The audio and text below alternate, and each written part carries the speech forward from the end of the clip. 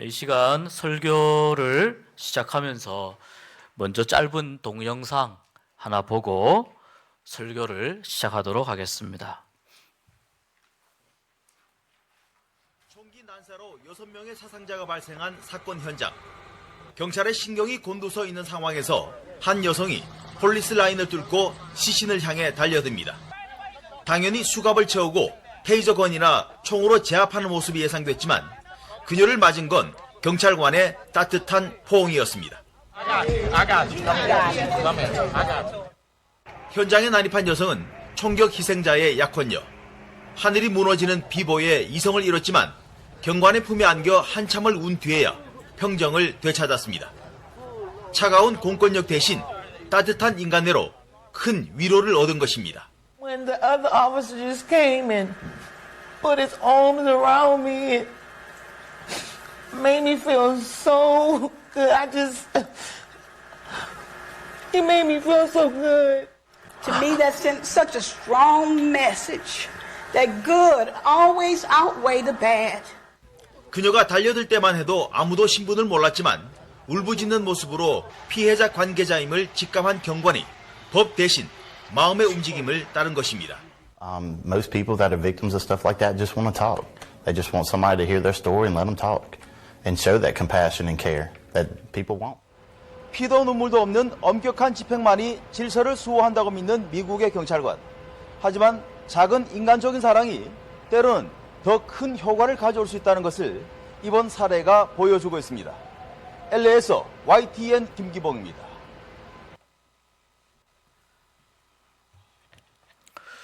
미국은 마음만 먹으면은 총기를 소지할 수 있는 나라입니다. 그래서 총기로 인한 사고가 사망 사건이나 여러 가지 인명이 희생되는 그런 사고들이 많이 일어납니다. 때문에 이 총기를 어떻게 숨겨두었다가 언제 꺼낼 수 있는지 그것을 미리 예측할 수 없기 때문에 미국은 이 공권력이 상당히 강합니다. 예를 들어 운전할 때 과속 단속으로 차가 섰습니다. 그럴 때에 가장 안전한 방법은 경찰이 나에게 총을 발포할 수도 있고 여러 어려운 상황 속에 처할 수 있는데 가장 안전한 방법은 두 손을 핸들 위에 올려놓는 것입니다. 내 손이 그 경관이 보이는 모양으로 핸들 위에 올려져 있으면은 내가 다른 짓을 할 수 없다는 것을 경관이 알기 때문입니다. 만약에 혹시라도 차량 앞에 사물함을 열어서 여기에 나의 면허증이 있다 또는 여기에 어떤 라이센스가 있다. 그것을 만약에 이야기하면서 사물함을 열려고 하면 말은 그렇게 하지만 거기에 권총을 숨겨두었는지 어떻게 알겠습니까? 또 손에 신분증이 있다고 주머니에 손을 넣는 경우도 매우 위험합니다. 그 주머니에서 신분증이 나올지 아니면은 총기가 나와서 먼저 경찰에게 총기를 발사할지 알 수 없는 노릇이기 때문입니다. 그래서 운전할 때에 혹시라도 이 단속이 되면은 두 손을 보이는 손이 보일 수 있도록 그렇게 손의 위치를 두는 것이 매우 중요하다고 합니다. 오늘 영상에 보니까 사고가 났습니다. 아마 총기 사고가 난 것 같습니다. 폴리스 라인 쪽으로 어느 여성이 매우 급하게 달려옵니다. 그런 상황 속에서 경찰이 이 폴리스 라인을 넘지 않도록 원칙대로 제재해도 괜찮은 상황입니다. 그런데 그 폴리스 라인을 넘어서 다가오는 그 여성을 한 경찰이 따뜻하게 안아줍니다. 그 경찰에게 안겨서 한참을 눈물을 흘리고 난 다음에야 그 여인의 마음이 편안해집니다. 평안과 위로를 느끼게 됩니다. 이것이 여러분 안아주는 것의 위력입니다. 누군가에게는 안아주는 것이 별일 아닐 수 있지만 누군가에게는 안아주는 것이 죽고 사는 문제가 될 수 있습니다. 여러분 예를 들어서 갓난 아기를 한번 생각해 보시기 바랍니다. 이 아기가 엄마 뱃속에 있다가 태어나게 되면 자기 발로 걸어 다닙니까? 네 발로 막 기어 다니고 두 발로 일어서서 걸어 다닙니까? 그러지 못하죠. 아기가 태어나게 되면 누군가가 아기를 안아주지 않으면 이 아기는 죽을 수도 있습니다. 이 갓난 아기는 태어나서 가장 먼저 경험하는 일이 누군가의 품에 안기는 일입니다. 누군가가 아기를 안아주는 것입니다. 그런데 갓난 아기만 그럴까요? 어떤 사람에게든 안아주는 일이 그 사람의 죽음보다 더 큰 고통을 이길 수 있게 해주는 힘이 될 수 있습니다. 나는 그 사람의 사정을 잘 모르지만 그러나 무언가 힘들고 어렵고 괴로운 일을 그러한 사연을 가지고 있을 그 사람에게 내가 마음을 다해서 진심으로 그를 대하고 안아준다면 그의 마음이 그 긴장하고 날이 섰던 마음이 누그러들 것입니다. 신학을 공부하면서 특별히 유아 세례에 관한 그러한 내용들을 이렇게 배우면서 또 목회 과정 속에서 이 신앙이 어떻게 발달하는지 이런 것들을 또 경험을 하고 배우면서 갓난 아기에게 유아 세례를 베푸는 것의 의미를 좀 생각해 보게 되었습니다. 물론 아기는 예수 그리스도를 믿음으로 고백할 수가 없습니다. 나의 주님으로 고백할 수가 없고 아기는 그냥 엄마 아빠의 품에 안겨 있는 것입니다. 그런데 이 갓난 아기에게 유아 세례를 베푸는데 그 엄마 혹은 아기의 아빠의 믿음을 보고 유아 세례를 베풀게 된다는 겁니다. 갓난 아기에게 유아 세례를 베풀 때 과연 아기가 하나님을 느낄 수 있을까? 과연 아기가 하나님을 만날 수 있을까? 어떻게 아기에게 하나님을 가르쳐 줄 수 있을까? 그런 고민을 좀 하게 됩니다. 갓난 아기에게 말로는 하나님을 설명할 수는 없지만 그러나 엄마 아빠가 그 아기를 안아줄 때 사랑하는 마음으로 아기를 안아줄 때 이 아기는 하나님을 느낀다고 합니다. 아기를 안아주게 되면 엄마의 따뜻한 품에서 아빠의 따뜻한 품에서 하나님을 느끼고 하나님을 배우게 됩니다. 비록 말로는 가르칠 수는 없지만 느낌으로 아기를 가르쳐 주게 됩니다. 하나님을 가르쳐 주게 됩니다. 이렇게 안아주는 것이 아기에게는 너무나 큰 의미가 될 수 있습니다. 그 아기가 안겨서 그 아이의 무의식 속에 하나님의 존재를 담게 되기 때문입니다. 아빠가, 엄마가 아기를 안고 잠을 재우거나 노래를 불러주거나 또 아기에게 사랑한다는 말을 해줄 때 그 아기는 그 말과 행동을 다 이해하지 못하지만 잠투정을 하던 아기가 어느새 편안하게 잠을 자는 그러한 과정들을 경험하면서 마음속에 평안과 위로를 느끼고 하나님의 손길을 느끼고 경험하게 된다는 것입니다. 바로 사랑으로 안아줄 때 일어날 수 있는 이 세상에서 볼 수 있는 가장 아름답고 평화로운 모습입니다. 오늘 우리가 신명기 1장의 말씀을 읽었습니다. 이 신명기는 모세의 고별 설교라고 이야기할 수 있습니다. 이제 이스라엘 백성들이 광야의 생활을 마치고 가나안 땅으로 들어가기 전에 요단강을 건너기 전에 모압 평지에서 모세가 이스라엘 백성들에게 설교했던 것들을 모은 것이 신명기입니다. 그래서 모세는 이 신명기를 통해서 다시 한번 이스라엘 백성들이 어떤 마음으로 가나안 땅을 들어가야 하는지에 대해서 가르쳐 주고 있습니다. 먼저 1장에서 보니까 옛적 일을 회고하는 것을 봅니다. 그 옛날 일은 언제적 일이냐? 40년 전의 이야기입니다. 출애굽한 후에 몇 달 되지 않아 이스라엘 백성들은 시내산과 시내 광야에 도착했습니다. 40년 전에 그랬다는 겁니다. 거기에서 백성들은 광야에서 머물고 모세는 산 위로 올라갔습니다. 왜 하나님은 시내산으로 이끄셨을까? 그런 질문을 할 수 있습니다. 바로 하나님과 언약 관계를 맺기 위해서입니다. 이스라엘은 나의 백성이 되고 나는 이스라엘의 하나님이 될 것이다 라고 하는 이 하나님과 이스라엘 백성 사이에 언약을 맺기 위해서 이스라엘 백성들을 언약 백성, 언약 민족으로 하나님이 확증해 주시기 위해서 시내산으로, 시내 광야로 이스라엘 백성들을 이끄셨습니다. 그리고 십계명을 주시고 하나님께서 나는 너희들의 하나님이다.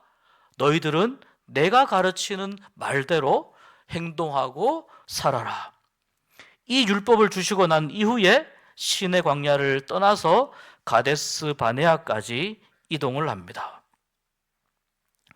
그 가데스 바네아에서 거기에서 너희의 하나님 여호와께서 21절에 보니까 이 땅을 가데스 바네아 앞에서 가나안 땅을 보는 거예요. 너희의 하나님 여호와께서 이 땅을 너희 앞에 두셨은즉 너희 조상의 하나님 여호와께서 너희에게 이르신 대로 올라가서 차지하라. 두려워하지 말라. 주저하지 말라. 하나님께서 이 가데스 바네아에서 두려워하지도 말고 놀라지도 말고 하나님께서 너희에게 약속하신 그 땅으로 올라가라, 들어가라 이렇게 말씀합니다. 우리가 읽지 않았지만 19절 말씀해 보니까 우리 하나님 여호와께서 우리에게 명하신 대로 우리가 호렙산을 떠나 너희가 보았던 그 크고 두려운 광야를 지나 아모리 족속의 산지길로 가데스 바네아에 이른 때에, 그러니까 시내산을 떠나서 가데스 바네아까지 가는 데 있어서 이스라엘 백성들이 무엇을 경험하였냐면 광야를 지나온 겁니다. 광야길을 걸어서 이제 가데스 바네아까지 왔는데 그 광야는 어떤 곳이었냐면은 지금 읽은 19절 말씀에요. 크고 두려운 광야입니다. 광야길을 걷는다고 하는 건 큰 두려움을 가지고 걸어가는 겁니다. 또 광야길을 걸어간다고 하는 건 굉장히 어렵고 힘든 그러한 안정되지 못한 불안한 마음으로 광야를 걸어가야 되는 것입니다. 그 광야를 지나서 이제 여기 가데스 바네아까지 왔는데 여기에서 너희들이 나를 믿고 두려워하지 말고 이 땅을 들어가서 차지하라. 하나님은 그렇게 말씀하셨는데 이스라엘 백성들이 22절에서부터 어떻게 이야기하느냐? 너희가 내 앞으로 나와서 말하기를 우리가 사람을 우리보다 먼저 보내어 그 땅을 정탐하고 어느 길로 올라가야 할 것과 어느 성읍으로 가야 할 것을 우리에게 알리게 하자 하기에, 사람들이, 백성들이 우리가 그냥 못 들어가겠습니다. 먼저 정탐꾼을 보내어서 그곳에서 우리가 어떤 성으로 가야 될지, 어떤 길로 가야 될지 정탐꾼을 통해서 우리가 좀 확인해 보았으면 좋겠습니다. 모세에게 이렇게 말을 하니 모세가 그 말을 좋게 여겨서 각 지파에서 한 사람씩 12명의 정탐꾼을 선출하게 됩니다. 각 지파에서 한 사람씩 12명, 그냥 12명 이러면은 별로 큰 의미가 없어 보이는데요. 각 지파가 보통 몇만 명씩 되니까 그 20세 이상 어른들만, 남자들만 60만 명이었으니까 200만 명 정도 되는 데에서 12명의 대표가 나왔다라고 한다면은 한 지파는 보통 몇만 명 이상이 되는 거죠. 그 몇만 명 이상이 되는 그 지파에서 가장 잘난 사람이 대표로 나오는 거죠. 그렇게 해서 12명의 정탐꾼을 꾸립니다. 이 12명이 이 가데스 바네아에서 이제 이 땅을 탐지하러 들어갑니다. 어떤 땅인지, 거기에 무엇이 있는지, 누가 살고 있는지 탐지하러 들어갑니다. 그런데 우리가 결론적으로 보면 그 가데스 바네아에서 이 정탐꾼들을 보내어서 땅을 탐지하고 돌아오고 난 이후에 이 이스라엘 백성들은 하나님의 뜻을 따르지 않고 결국 사람의 생각으로 가나안 땅에 들어가는 것을 포기하게 됩니다. 그 내용이 민수기 13장, 14장에 잘 나와 있는데 이 정탐꾼들이 이렇게 이야기합니다. 우리는 그 땅을 차지할 수 없습니다. 왜냐하면 그곳에 살고 있는 사람들이 우리보다 더 크고 우리는 그들에 비하면 메뚜기 같은 존재들이기 때문입니다. 그 땅이 너무나 좋은 땅이고 아름다운 땅인 건 알겠지만 도저히 들어가서 차지할 엄두가 나지 않습니다. 10명의 정탐꾼들이 그렇게 이야기하니까 이 회중이 이스라엘 백성들이 그 말을 듣고 소리 높여 부르짖으며 통곡합니다. 그리고 그들의 마음 가운데 있는 그 서운함, 또 아쉬움, 또 배신감, 이러한 감정들이 모아져서 원망의 화살이 모세와 아론에게로 향하게 됩니다. 어찌하여 여호와가, 하나님이 우리를 그 땅으로 인도하여 칼에 쓰러지게 하는가? 하나님은 왜 우리를 죽이기 위해서 여기까지 끌고 온 것인가? 차라리 모세 외에 다른 지도자를 세워서 모세를 제껴뿌리고 다른 지도자를 세워서 우리가 다시 애굽으로 돌아갑시다. 그게 낫겠다. 이런 분위기가 형성이 됩니다. 이 말을 들은 정탐꾼 중에 딱 2사람, 여호수아와 갈렙이 그 많은 이스라엘 백성들 앞에서 자기들의 옷을 찢으며 강력하게 호소합니다. 우리 12명이 본 대로 그 땅은 너무너무 아름다운 땅입니다. 민수기 14장 8절 9절에요. 여호와께서 여호수아와 갈렙의 이야기입니다. 여호와께서 우리를 기뻐하시면 우리를 그 땅으로 인도하여 들이시고 그 땅을 우리에게 주시리라. 이는 과연 젖과 꿀이 흐르는 땅입니다. 다만 여호와를 거역하지는 말라. 그 땅 백성을 두려워하지 말라. 그들은 우리의 먹이라, 우리의 밥이라. 그들의 보호자는 그들에게서 떠났고 여호와는 우리와 함께 하시느니라. 그들을 두려워 말라. 이렇게 민수기 14장 8절 9절에서 이 여호수아와 갈렙이 원망하고 낙심하고 배신감에 분노로 가득 차 있는 이 백성들에게 이야기합니다. 여호와가 우리를 기뻐하시면 우리가 그 땅을 차지할 수 있을 것입니다. 내가 너희에게 말하기를 그들을 무서워 말라, 두려워 말라. 오늘 말씀입니다. 29절에 보니까 너희보다 먼저 가시는 너희의 하나님 여호와께서 애굽에서 너희를 위하여 너희 목전에서 모든 일을 행하신 것 같이 이제도 너희를 위하여 싸우실 것이며. 하나님은 어떤 분이시냐? 이집트에서 너희를 위하여 싸워주셨던 그 하나님 기억하고 있습니까?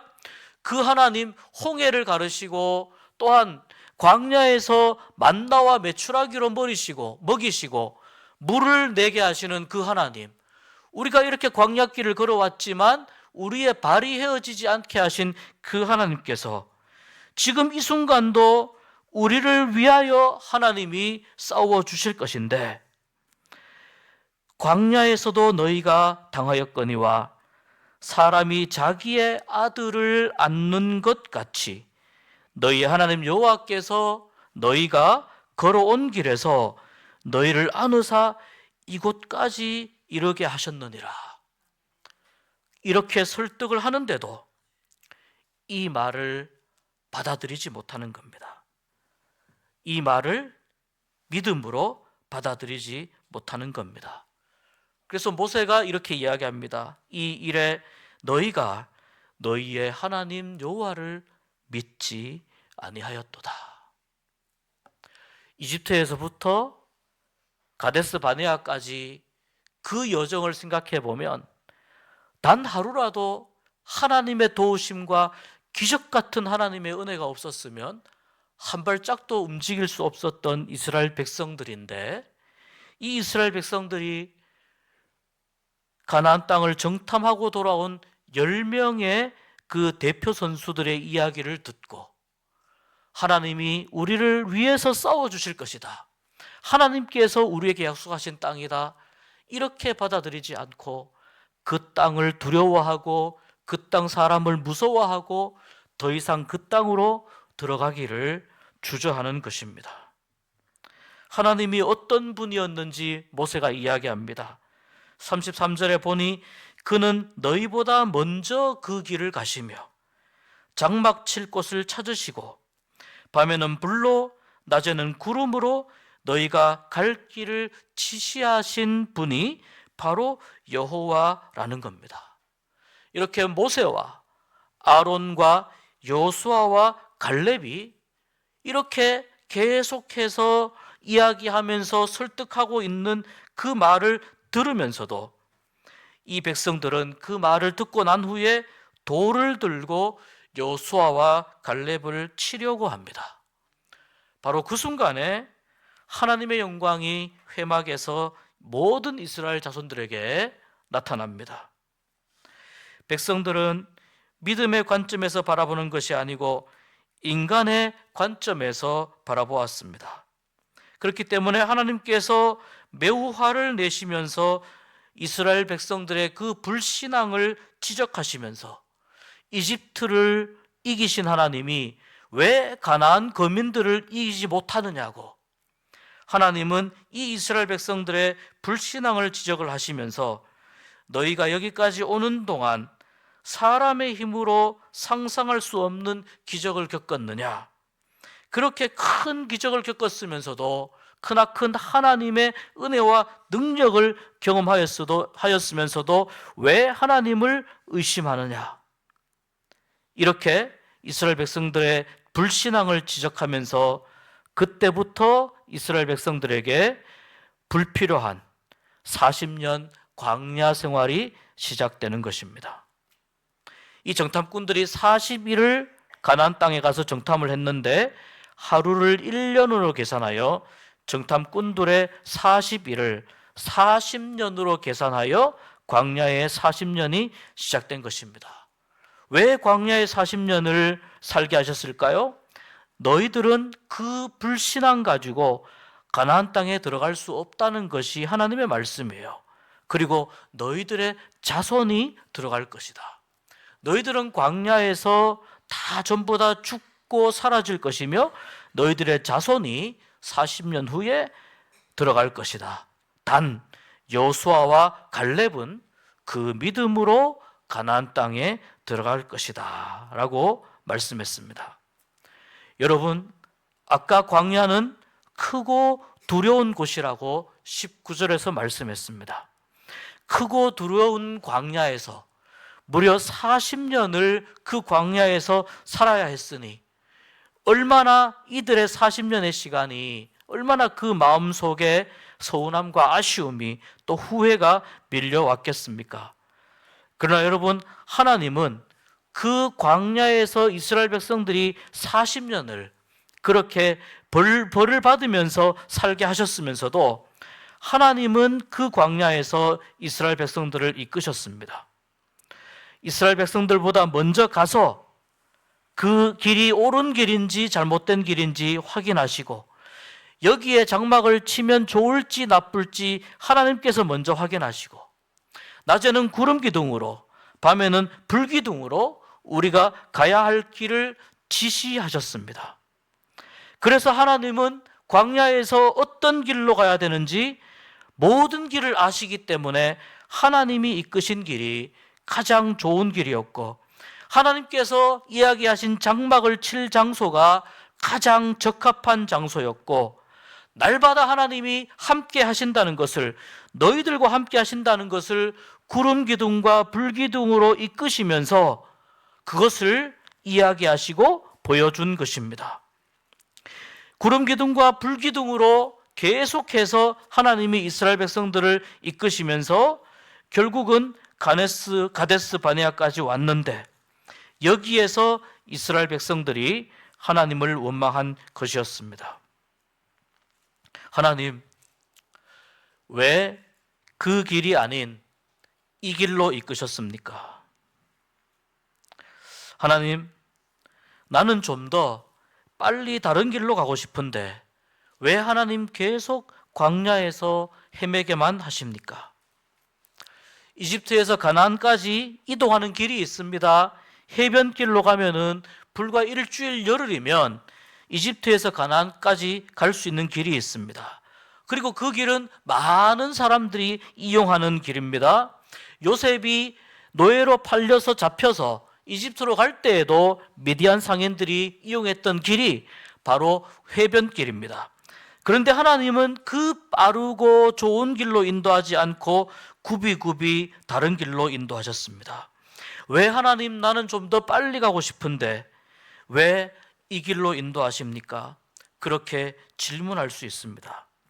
그런데 여러분, 내가 빨리 가고 싶은 길, 다른 사람들이 이용하는 길, 그리고 좋아 보이는, 보기에 좋아 보이고 편해 보이는 그 길은 하나님의 인도하심이 없는 길입니다. 사람이 보기에는 그 길이 좋아 보이는데, 빨리 갈 수 있는 길처럼 보이는데 그 길에는 하나님의 인도하심이 없습니다. 하나님은 멀리 돌아가는 광야길로 인도하셨습니다. 왜냐? 함께 하시는 하나님, 안아주시는 하나님을 가르쳐 주기 위해 하나님은 광야길로 인도하신 겁니다.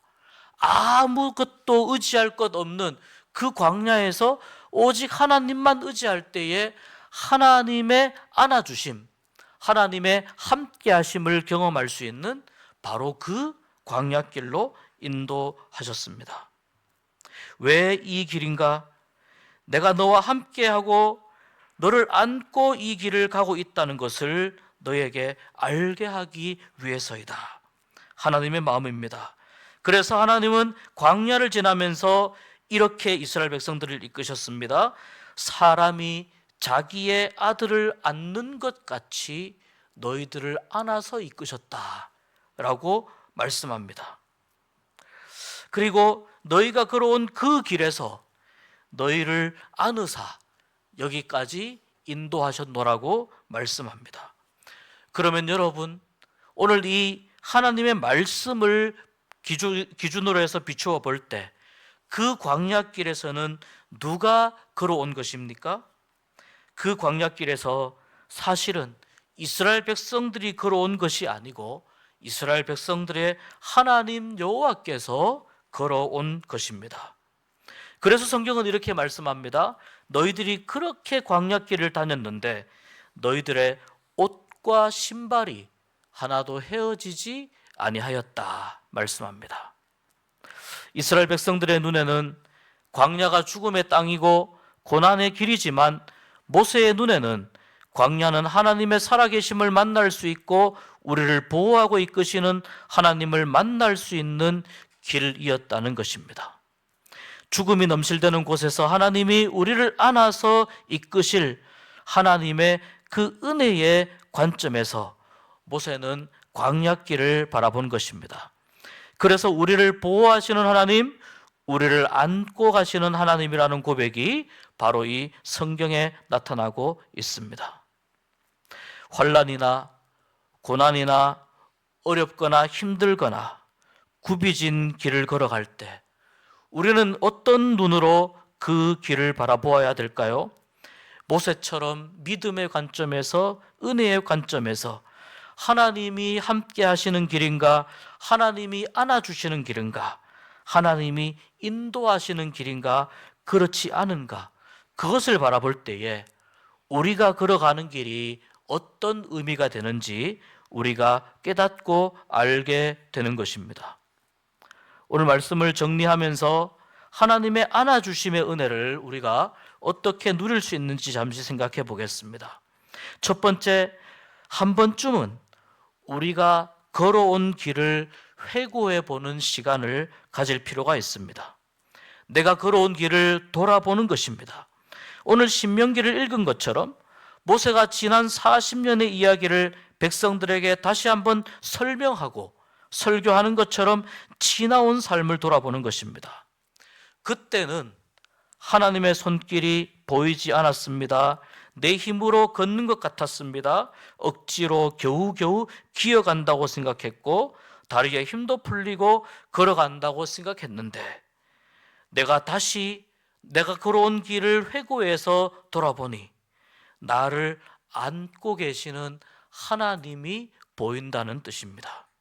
그제서야 우리는 고백할 수 있습니다. 하나님, 그때 제가 하나님을 몰랐습니다. 이 길이 나를 살리시는 길이라는 것을 그때에는 미처 알지 못했습니다. 이렇게 하나님의 안아주심을 고백할 줄 믿습니다. 두 번째, 가장 힘든 순간을 돌아보는 것이 하나님의 안아주심을 우리가 확인할 수 있는 것입니다. 내가 전혀 느끼지 못하고 내가 가장 힘들 때에 나 혼자 견디는 것 같고 나 혼자 내가 이기려고 애쓰는 것 같고 내가 발버둥 치는 것 같을 때에 죽음의 시간이고 죽음의 땅이고 고난의 광야를 걸어가는 것 같을 때, 그런데 바로 그 시간이 모세의 표현에 의하면 너희가 걸어온 길에서 너희를 안으사 이곳에까지 이르게 하셨느니라 라는 고백이 나올 수 있는 바로 그 순간이라는 거예요. 가장 힘들고 가장 어려울 때, 그때 왜 하나님 나의 발자국밖에 없습니까? 우리가 알고 있는 모래 위의 발자국 이야기예요. 하나님이 나와 함께 걸어가신다고 생각했는데, 하나님과 교제하고 그렇게 걸어간다고 생각했는데 뒤를 돌아보아 가장 힘들었던 순간을 보니 왜 발자국이 하나밖에 없습니까? 그때 하나님은 어디 가셨고 그때 하나님은 왜 나와 함께 하지 않으셨습니까? 이렇게 질문을 할 때에 하나님이 대답하십니다. 그 시간 속에서 너 혼자 걸었던 것이 아니고 너를 안고 너를 업고 내가 그 시간을 지나왔기 때문에 그 순간의 발자국이 하나밖에 없는 것이란다.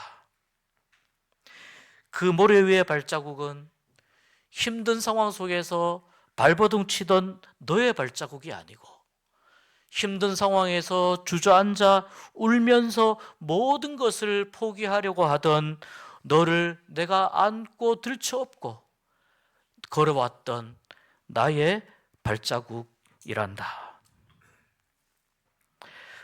세 번째, 우리가 하나님의 안아주심을 경험할 수 있는 것은 지금 나를 안고 계신 하나님을 인정하는 것입니다.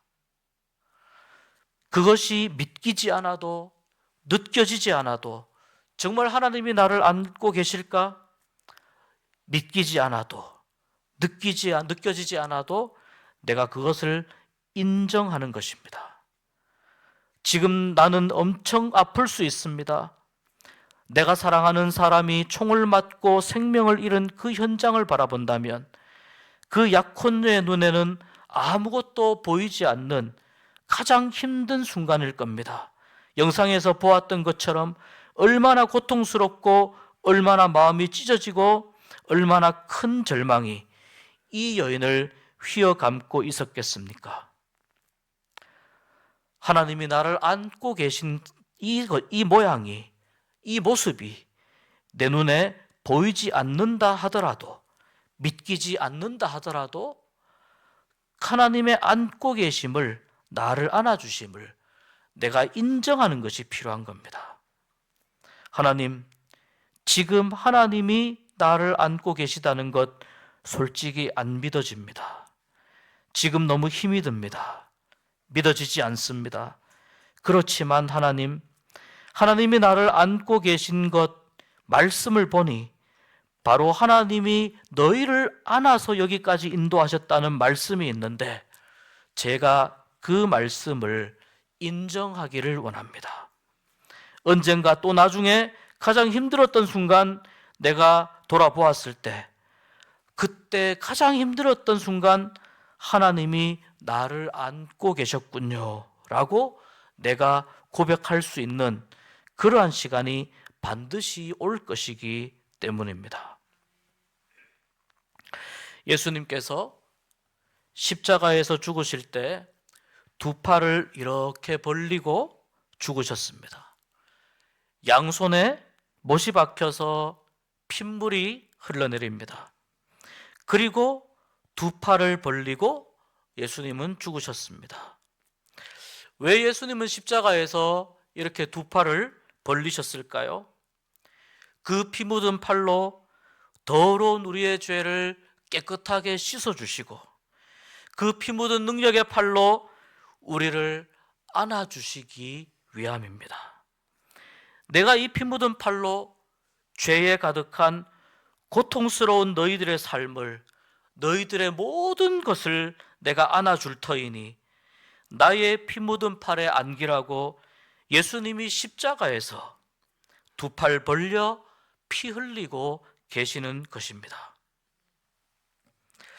2024년을 마무리하고 2025년을 희망과 기대로 맞이하며 어떻게 살 것인지 계획하시는 여러분, 올 한 해 언제 어느 때인지 모르지만 나를 안아주신 하나님 은혜로 여기까지 왔습니다. 이러한 고백할 수 있는 우리가 되었으면 좋겠습니다. 그리고 내년에는 더욱더 내가 하나님과 동행하기를 원합니다. 그 피 묻은 손 붙잡고 내가 하나님과 함께 가겠습니다. 그 피 묻은 손으로 나를 안아주실 때에 주님의 손에서 흘러내리는 그 피가 나의 모든 죄를 깨끗하게 하고 나로 하여금 참된 죄에서 자유를 누리게 하고 하나님의 백성으로 거듭나게 하셔서 하나님의 영광을 드러내며 살게 하실 줄로 믿습니다. 하나님의 안아주시는 그 은혜를 통해서 여러분의 믿음과 삶이 하나님의 은총으로, 감사로, 기쁨과 평안으로, 위로로 가득 채워지시기를 주님의 이름으로 축복합니다.